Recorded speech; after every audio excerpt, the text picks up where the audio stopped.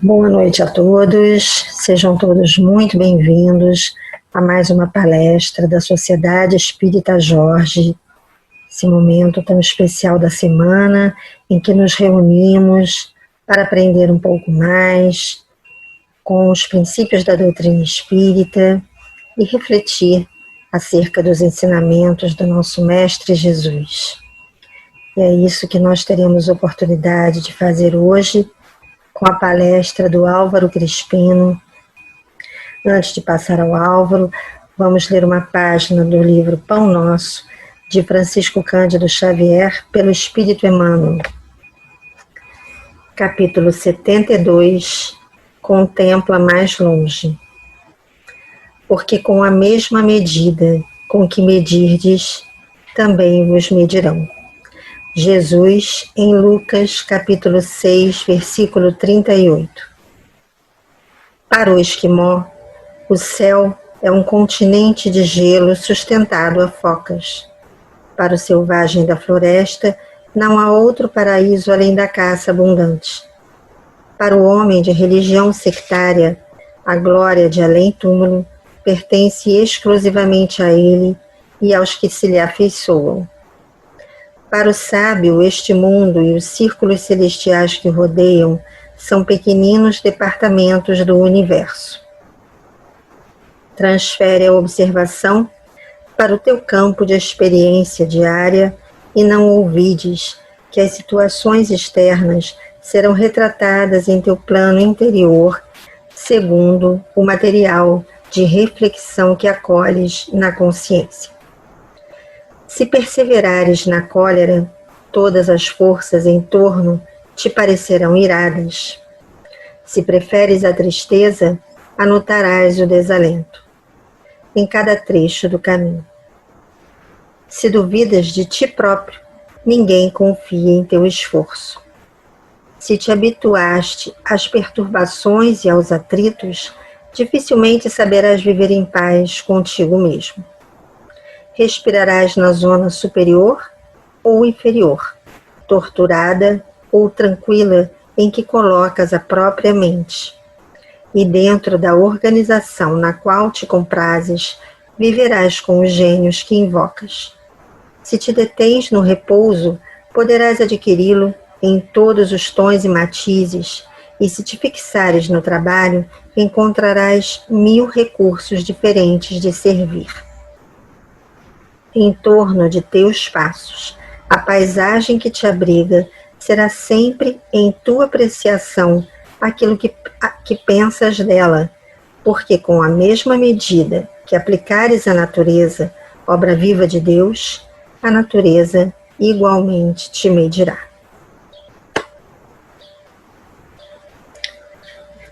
Vamos orar, elevando neste momento nosso pensamento a Deus, nosso Pai, e a Jesus, nosso Mestre, agradecendo a oportunidade de aqui estarmos. Muito obrigada, Senhor, e agradecidos também estamos por esta página, por essas reflexões tão importantes, que possamos colocá-las em prática, Mestre, vigiando nossos pensamentos, nossos sentimentos, pois sabemos que é através deles que poderemos sempre nos unir a Ti. Que as boas vibrações desse encontro, Senhor, possam envolver a todos nós e a todos os entes queridos que estão em nossos pensamentos, igualmente também aos irmãos sofredores, onde quer que estejam. Que assim seja, graças a Deus. Passamos agora então a palavra ao Álvaro. Vamos acompanhar a palestra. Meus irmãos, Jesus nos abençoe. Gostaríamos de convidá-los a uma reflexão sobre um tema que sempre tocou a humanidade. Um tema que nos é solicitado cotidianamente. Um tema que, em geral, solicitamos aos outros que reflitam, que de alguma forma se apropiem para si nos dias atuais e futuro. Gostaríamos de convidá-los a refletir hoje sobre o perdão. Recentemente, eu fazia uma leitura e nesta obra o autor narrava o acontecido com um conhecido personagem do pós-guerra chamado Simon Wiesenthal, nascido em 1908, desencarnado em 2005.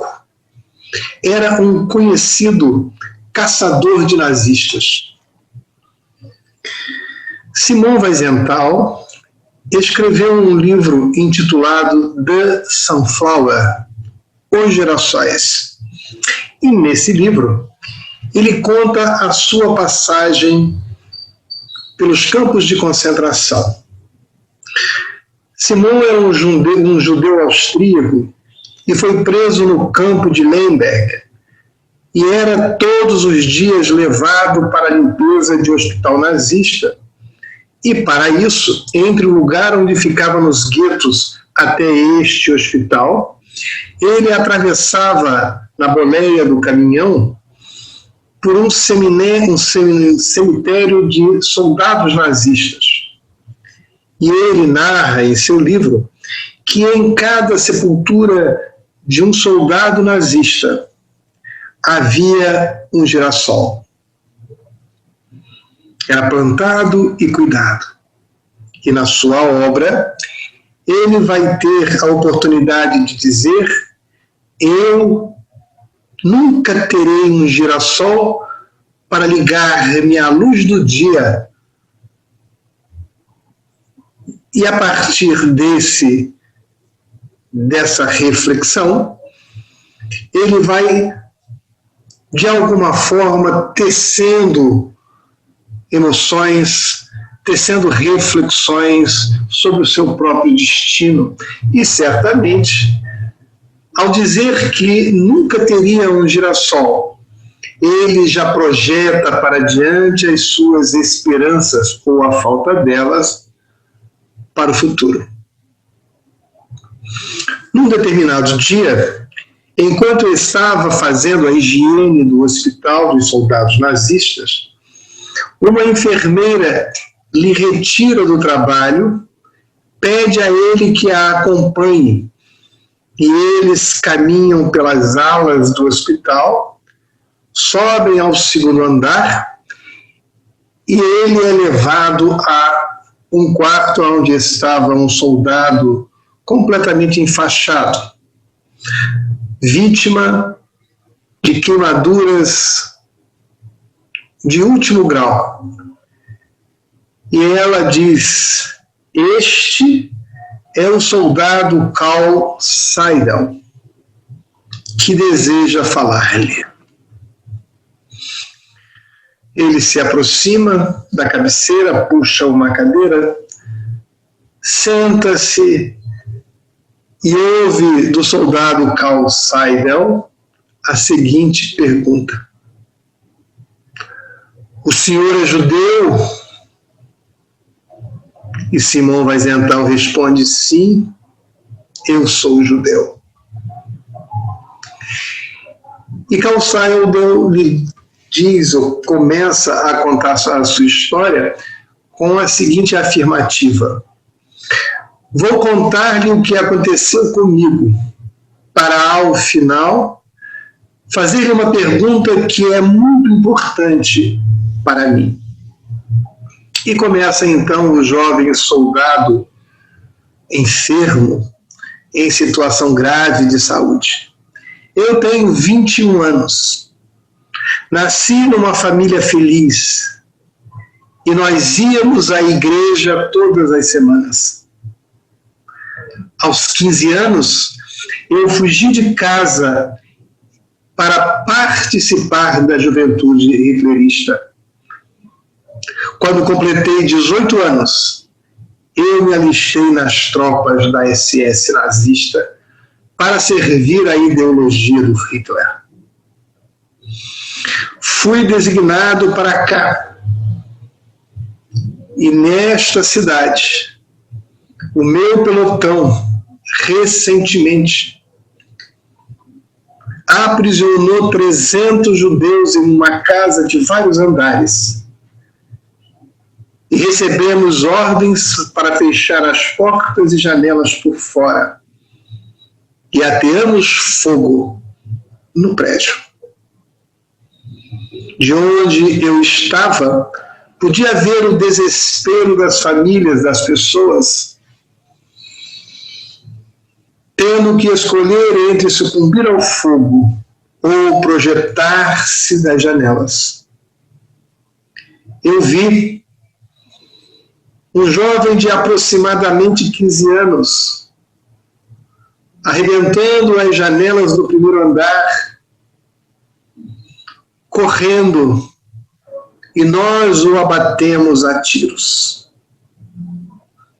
E Carl Seidel, então, descreve detalhadamente quem era aquele jovem, falando inclusive dos detalhes da sua face.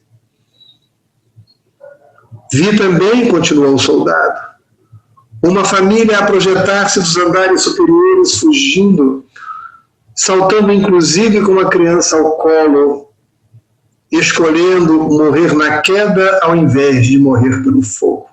E descreveu também aquela família. Como Simão Weisenthal era morador da mesma região, conta ele que ele reconheceu o jovem e ele reconheceu a família.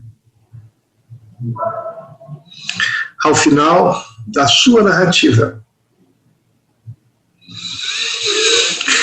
enquanto Simão Weisenthal espantava as moscas, ouviu de Carl Seidel a pergunta para a qual ele esperava a participação de Simão Weisenthal.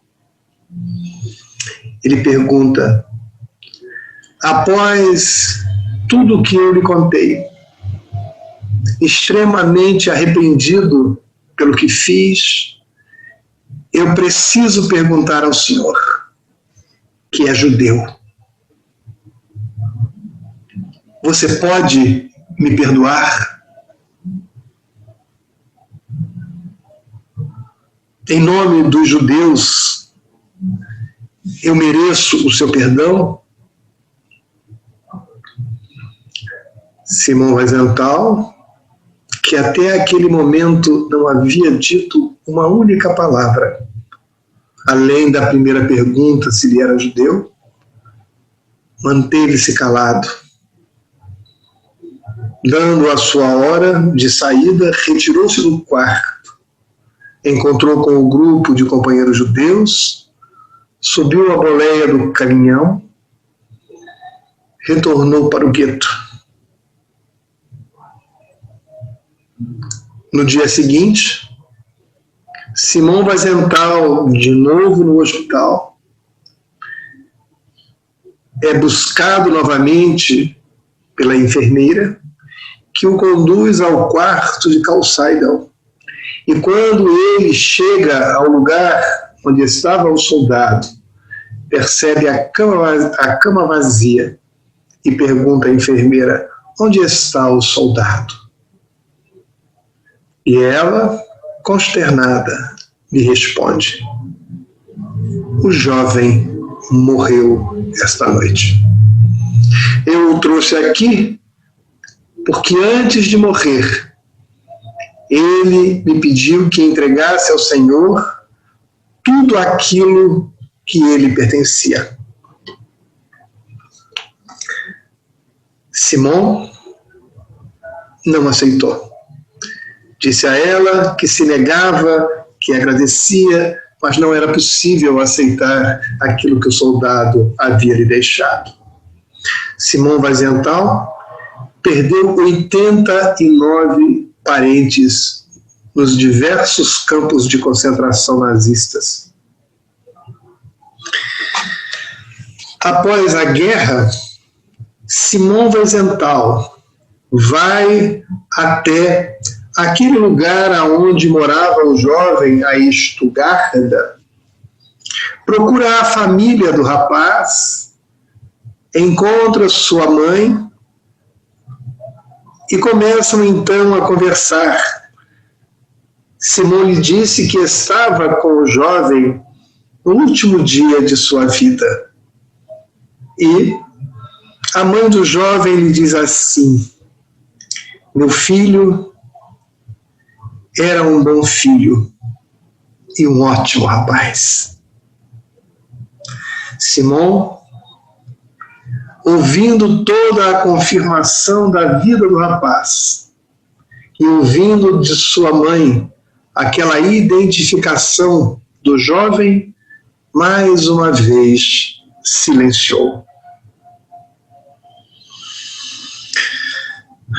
Com essa história, Simão Wiesenthal conclui a primeira parte do The Sunflower.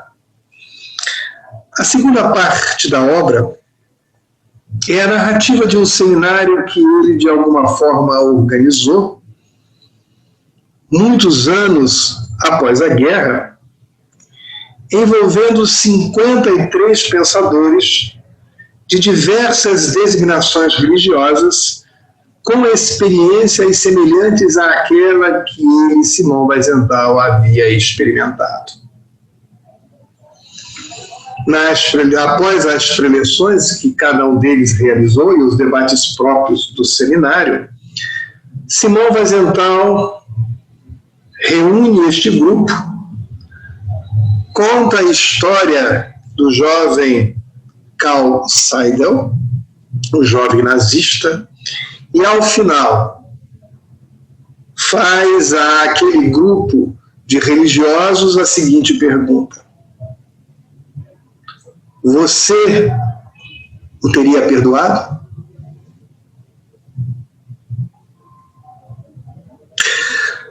Ao fazer isso, podemos inferir que Simão Wiesenthal refletiu todo aquele tempo, desde quando ouviu pela primeira vez a solicitação de perdão do jovem nazista, até aquele momento em que ele, na reunião mais ampliada dos religiosos, propõe que eles reflitam. Ao fazer a pergunta a cada um deles, ele está convidando que cada um se coloque no lugar que ele próprio, Simão Wiesenthal, estava naquele dia. Você o teria perdoado? Essa reflexão certamente ecoou na mente de Simão Wiesenthal durante todos aqueles anos. Do grupo de 53 religiosos, 28 escreveram que não teriam perdoado. 16 disseram de forma objetiva: sim, eu teria perdoado. 13 deles eram cristãos e 3 deles eram budistas. 9 escreveram textos que Simão afirma não serem claros o bastante para ele dizer se eles respondiam sim ou se eles respondiam não. 28 dos 53 disseram não. Durante toda a sua vida, então, Carl Seidel carregou essa reflexão. E nós gostaríamos, então, de perguntar a você que nos ouve: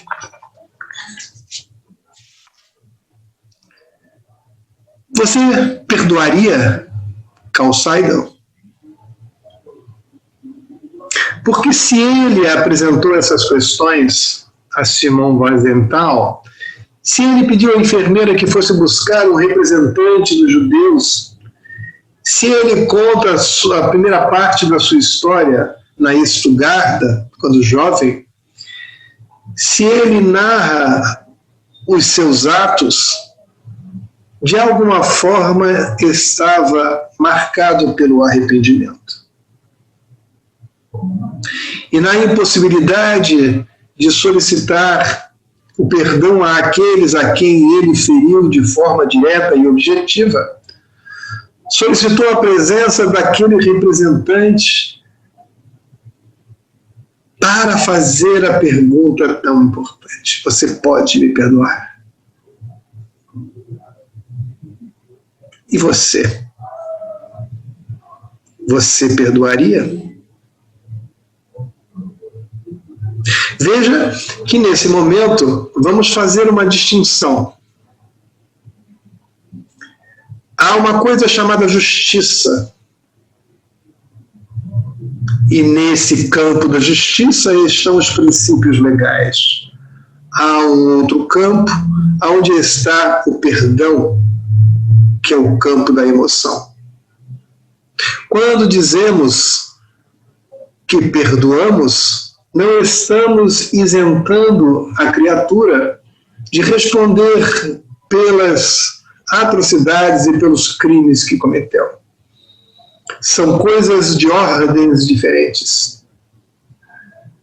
O Evangelho está repleto de exemplos e de convites ao perdão. Vamos lembrar, por exemplo, perdoa as nossas dívidas, assim como nós perdoamos aos nossos devedores. Perdoa as nossas dívidas, Senhor. Mas está condicionado, assim como nós perdoamos aos nossos devedores. Então, pedir o perdão dos nossos equívocos a Jesus ou a Deus, no Pai Nosso, que diz que, Senhor, eu peço o teu perdão, quero que me perdoe assim como eu perdoo os outros. Estaríamos nós em condição de recitar o Pai Nosso? Perdoa as nossas dívidas, assim como nós perdoamos aqueles que nos são devedores? Estaríamos nós em condição de fazer isso? De orar o Pai Nosso? E usar essa expressão quando, num momento como esse, ouvindo a pergunta de Carl Seidel, não somos capazes de efetivamente perdoar? Pai, diria Jesus no momento extremo da crucificação, perdoa-os, eles não sabem o que fazem. Se perdoares os pecados de alguém, eles serão perdoados. Está em João 20 e 23. Então veja que pela frase, pelo versículo de João, se perdoares os pecados de alguém, eles serão perdoados. Olha a força que tem nosso posicionamento do perdão. É lógico que nós vamos ter que avaliar essas posições do perdão, por exemplo, ao longo do tempo. Falar do perdão no Antigo Testamento era, na verdade, motivo de grande fraqueza. Naquela época, nos textos mais antigos, os homens interpretavam Deus como um Deus vingador. A vingança, o olho por olho, dente por dente, era a marca daquela época, onde os homens possuíam corações muito duros e tinham uma vida onde deveriam defender-se a cada momento. Quando temos o advento de Jesus, essa perspectiva do perdão é reconceitualizada. E ele, então, vai nos apresentar uma série de momentos onde o exercício do perdão é necessariamente invocado. E quando nós somos convidados a refletir sobre essa ideia do perdão. O não perdão, quando nós nos negamos, certamente damos vazão ao rancor e à vingança. E esse rancor e essa vingança nos prendem ao passado. Na história que apresentamos de Carl Seidel, na figura ou na narrativa de Simon Wiesenthal, É possível imaginar que ele permaneceu atrelado àquelas circunstâncias do passado até o momento do seminário. Nesse momento em que ele narra a história, até quando ele narra o exemplo do seminário, ele estava ainda envolvido pelo não perdão. E esse não perdão pode dar espaços a uma prisão cujas barras são construídas a partir do rancor e da vingança. Pensamos que o não perdão, quando não perdoamos o culpado, ele é punido. Punidos somos nós. Não perdoar aquele que nos fez alguma coisa não é puni-lo. Quando nós evitamos esse exercício do perdão, efetivamente nos mantemos atrelados. E se nós nos mantemos atrelados ao passado, ao fato gerador do rancor e desse exercício de vingança, o punido efetivamente somos nós, porque arrastamos essas emoções ao longo da vida e nos escravizamos na dor que sentimos naquela época. Na verdade, enquanto o não perdão nos prende, o perdão nos liberta. Mas o fato de novo, o fato de perdoarmos o outro não leva a um afastamento das suas responsabilidades com os atos realizados. Então eu posso perdoar e solicitar que esta pessoa responda pelos seus atos, pelas coisas que realizou. Então o não perdão me atrela, o não perdão me prende, o não perdão me coloca na jaula do rancor. Quando eu perdoo, a pessoa continua a responder pelos seus atos, mas eu me liberto daquilo que me prendia aos acontecimentos do passado. Da mesma forma, quando falamos do perdão para terceiros, é bastante importante que nós passemos a refletir de forma mais regular sobre o auto-perdão. Porque o auto-perdão, quando nós aplicamos esse princípio do perdão a nós mesmos, certamente nós nos isentamos das culpas que arrastamos milenarmente. Somos pessoas que nos deixamos vitimizar por sentimentos de culpa, por equívocos, por erros, por deslizes que realizamos ao longo da nossa história. Em situações das mais variadas, em circunstâncias em que muitas das vezes estávamos fragilizados e não conseguíamos perceber outra alternativa senão aquelas que realizamos e que de alguma forma produziram as culpas. Então, podemos e devemos exercitar o auto-perdão, tendo a certeza que isso também não vai nos isentar das responsabilidades que fizemos. Mas uma coisa é ter responsabilidade pelos nossos atos, outra coisa é alimentarmos a culpa das coisas que fizemos. A responsabilidade, por si só, nos indica que em algum momento vamos responder pelas consequências dos nossos atos. A culpa nos pesa, a culpa de novo nos atrela, a culpa nos apequena. Então, perdoar é, na verdade, não concordar com o erro, nem evitar a justiça.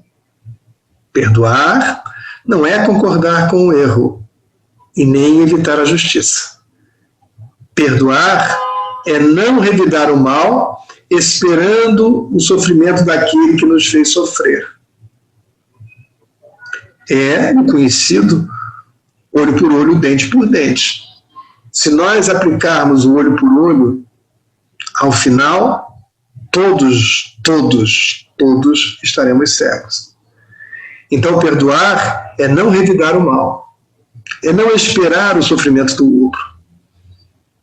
E aqui precisamos fazer uma reflexão, porque muitas vezes as pessoas que foram fortemente atingidas por atos violentos ou que tiveram os seus amores envolvidos e atingidos em atos violentos, olham para aqueles que promoveram esses atos e falam de justiça, mas na verdade querem vingança. Falam de justiça, mas ficam destroçados quando a justiça, no exercício dos julgamentos próprios dos homens, atribui aos seus crimes um tempo reduzido de pena. E perguntam assim, mas ele vai pagar só esse tempo? E quando veem os seus agressores, ou os agressores dos seus amores, trancafiados nas prisões, acompanham para ter certeza que ele está trancafiado. Na verdade, é uma vingança velada, na tentativa que o outro sofra, na esperança que no sofrimento do outro a sua dor se aplaque. Na verdade, se assemelha muito a matar a própria sede tomando água com sal. Então estamos envolvidos nesses equívocos em torno do perdão. Esse não perdão, muitas vezes, mascara o sentimento de vingança que nos corrói, que nos faz sofrer e que, de novo, como falamos, nos prende ao passado. Na verdade, perdoar é olhar para o fato doloroso de outra forma. Quando eu perdoo, já falamos, não isentamos as pessoas das suas responsabilidades. Mas eu olho o fato, sem esquecer que ele existe, olho para a pessoa sem esquecer o que ela fez e, de alguma forma, enxergo isso sobre uma outra perspectiva.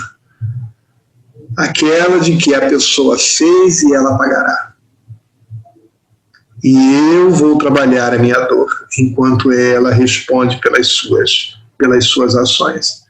Enquanto o perdão nos liberta do passado, precisamos atrelar os sentimentos de esperança, porque é a esperança que nos empurra para o futuro. Então, liberemo-nos pelo perdão e nos agarremos à esperança de dias melhores. Nos agarremos à esperança de que as dores passam, que aquelas experiências dolorosas de que fomos vítimas ou que foram vítimas dos nossos amores efetivamente vão ser superados. E nós vamos continuar a viver. Não é possível alimentar esperança enquanto alimentamos no mesmo coração o ódio, o rancor e a vingança. Essas emoções são por si só incompatíveis e devemos, aos poucos, fazer as nossas escolhas.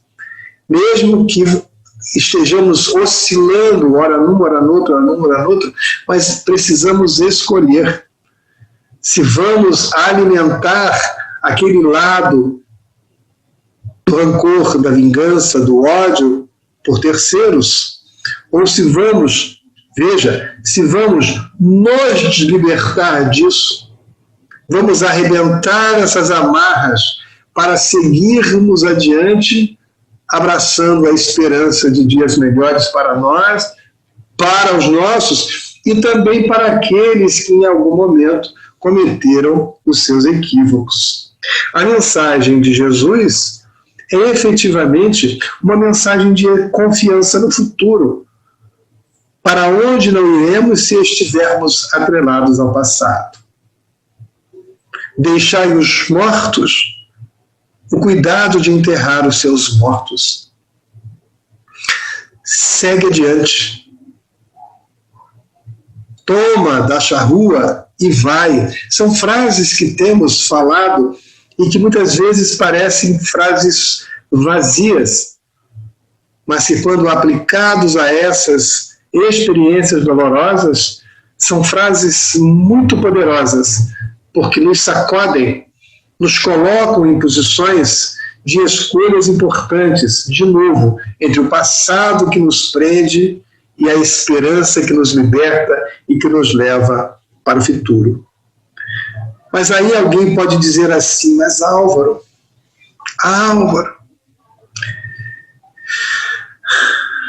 não consigo perdoar. Não sou capaz de perdoar. A dor que me causaram é tão intensa, ela é tão profunda, que eu não sou capaz de perdoar.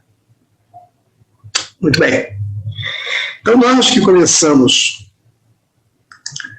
com uma história, a de Simão Wiesenthal, vamos lembrar de uma outra história contada por Divaldo Pereira Franco e que é acontecida com o médium Chico Xavier. Conta Chico que ele recebeu nas filas imensas que atendia um casal. E o casal, com as emoções destroçadas, se aproxima de Chico Xavier e lhe diz assim: Chico, mataram a nossa menininha, mataram a nossa filha. Chico ouve aquela narrativa e diz ao casal: Margarete não morreu. Margarete está viva.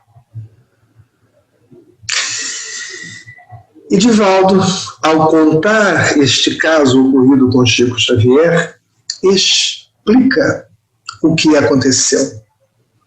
O pai, que tinha um casamento e algumas filhas, envolveu-se com uma mulher fora do casamento e aos poucos foi se afastando da família. Foi se afastando e Margarete, a filha menor, do entorno de 5, 6 anos, percebendo a saída do pai, lhe perguntava: mas papai, por que é que você tem dormido tanto tempo fora de casa? Eu sinto saudades. Eu sinto saudades. E o pai tentava explicar a partir de desculpas das mais variadas, até o dia que ele chama Margarete e diz: minha filha, papai tem que sair de casa.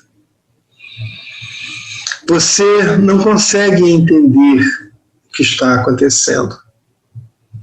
Mas se você não puder me perdoar, por favor, pelo menos me desculpe. E retirou-se do lar para viver com aquela outra mulher. Conforme passa o tempo, e o pai vem fazer as visitas a Margarete, a sua filha mais jovem, ela vem sempre falando da saudade, vem falando da importância de estar com ele, de como a sua vida era feliz quando ele estava lá.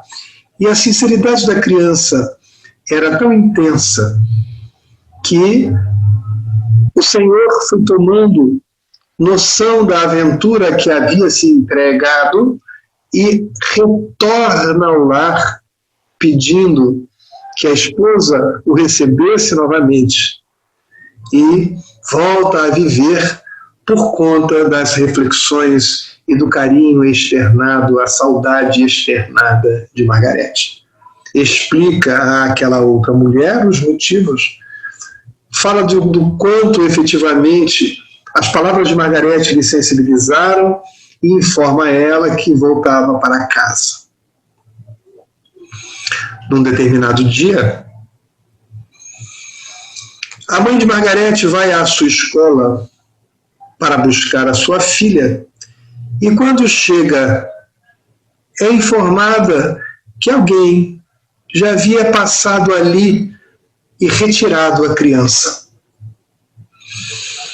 Preocupada, chama o seu esposo, começam a procurar Margarete, procuram, informam a polícia e dias depois encontram o corpo de Margarete abaixo de um barranco próximo à escola. Presa a mulher, ela confessa, sim, matou Margarete, porque aquela criança havia sido a responsável pela infelicidade dela própria. Ela estava construindo um lar, ela almejava ser feliz com aquele homem, e aquela criança de 5, 6 anos havia destruído os seus planos. Por isso, ela merecia morrer. Contada a história, voltemos ao encontro dos pais com Chico Xavier. Ele escreve uma mensagem em nome de Margarete, que começa identificando os espíritos familiares que a atendiam, e ela vai dizer alguma coisa assim: papai fulano e mamãe fulana, fui recebido aqui pelo parente tal, e eu sei que alguém me fez mal. Se quebraram todo o meu corpinho, não sei, porque eu nada senti. Vovô e vovó estavam comigo desde o primeiro momento, e eu quero dizer que não senti nenhuma dor. Se me fizeram mal, não sei, papai e mamãe, mas eu sinto aqui onde estou a dor que sai dos seus corações. Sinto o seu choro, percebo as suas lágrimas. E venho hoje dizer a vocês que se vocês não puderem perdoar aquela que me fez mal, pelo menos perdoem. Então, o que nós vamos refletir a partir de hoje, a partir dessas experiências de vida das pessoas que trouxemos como exemplo, é se vamos escolher manter-nos presos ao passado, alimentando cotidianamente a brasa que nos queima por dentro, impedindo-nos novas conquistas, impedindo-nos de alçar voo na direção da felicidade, impedindo-nos de voar na direção do encontro daqueles a quem amamos. E fazemos isso quando alimentamos em nosso coração o rancor, a vingança, o não perdão. A escolha é se vamos fazer isto, ou de alguma forma vamos fazer o exercício de quitar essas coisas do passado. Perdoar as pessoas, livrando-nos das correntes que nos prendem àqueles acontecimentos e entregando essas pessoas à justiça humana e à justiça da própria consciência. Porque se eles fraudaram a lei de Deus, e a lei de Deus está impressa em nossa consciência, pergunta 621 de O Livro dos Espíritos.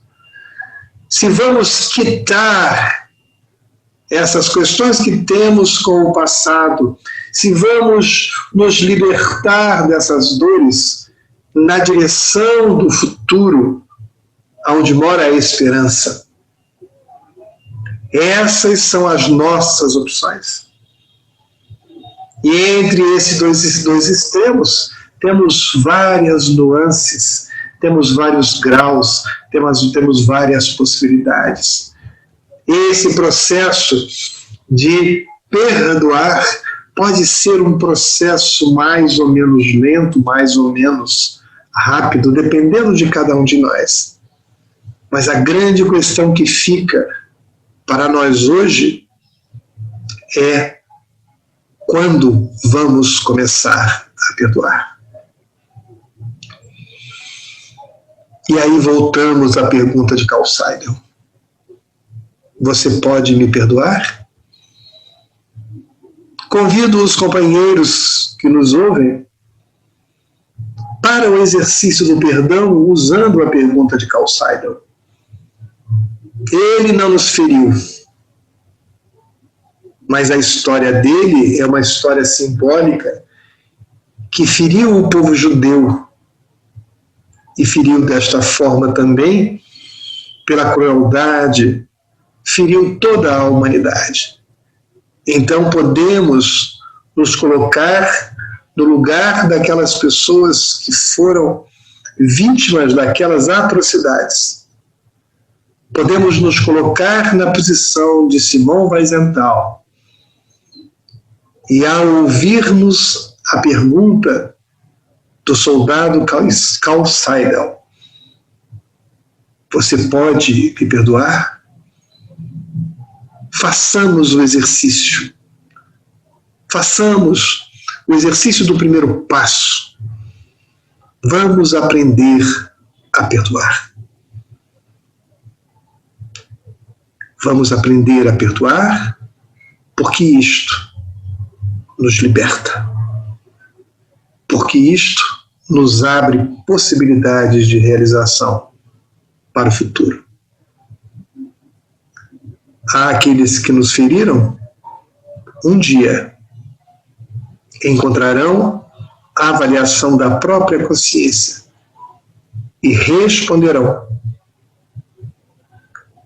pelos atos que realizaram. Não sejamos nós a empurrá-los mais ainda para os espaços de dor, de culpa que eles já vivem. Muita paz a todos nós.